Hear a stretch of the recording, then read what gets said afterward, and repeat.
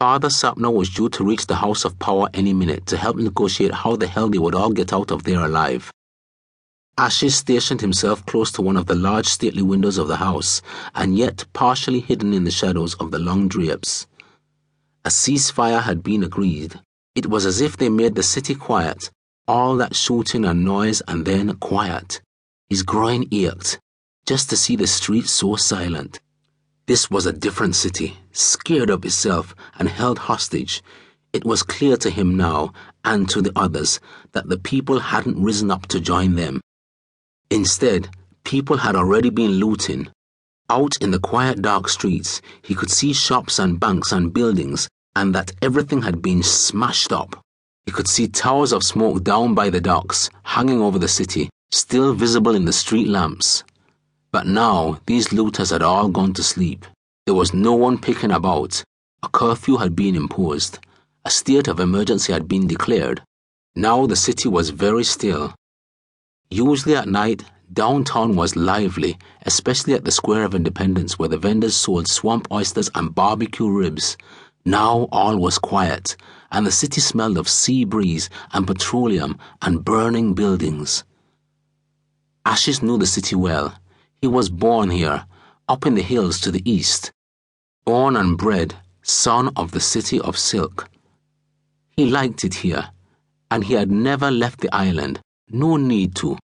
He could see the big wide world on television, and he saw nowhere else too different and certainly not any better than Son Emen. Son Emen was one of the northern islands of the archipelago. The other islands which ran in the arc southwards were similar in a way, but also each one was particular. Some were more mountainous, one was entirely flat, that one was overrun by tourists. Different languages were spoken on the islands. Spanish, French, and Dutch. Each had its own Creole language too. Trinidad, in the very south, had oil and carnival. It was the only island he was tempted to visit. Trinidad had also started the tradition of calypso, and those singers had always been, and some still were, revolutionaries too. They were the great bards of the Caribbean, and they sang things like they were. They sang about life in the streets and about corruption in their own house of power. Generally, politicians were afraid of them and what kind of songs they brought out around carnival time. Yes, he would like to go to Trinidad, if anywhere at all, and visit a calypso tent and listen to a great old calypsonian like Lord Wellington. Otherwise, everything Ashes desired was right here. He hadn't even seen much of the rest of Son Emen itself. There were remote parts of central and southern Son Emen he would never know or see. Quiet, sleepy villages in the old sugarcane belt.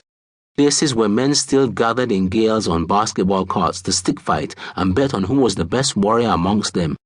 There were masjids and churches all over the island, temples to every version of God.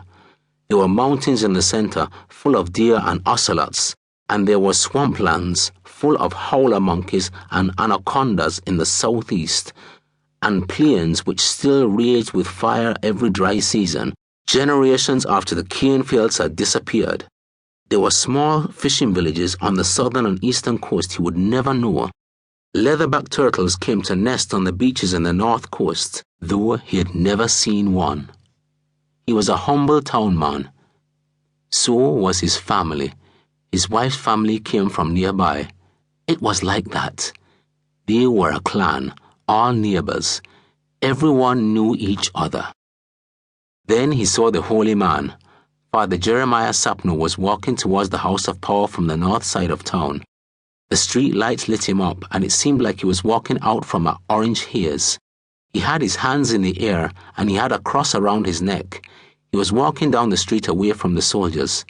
A shot rang out. Father Sapno ducked. One of the young brothers had taken a shot at him. "Hold your fire!" Hal shouted out. "Jesus Christ! Don't any of you know what is going on? There's a frickin' ceasefire. Don't shoot the man."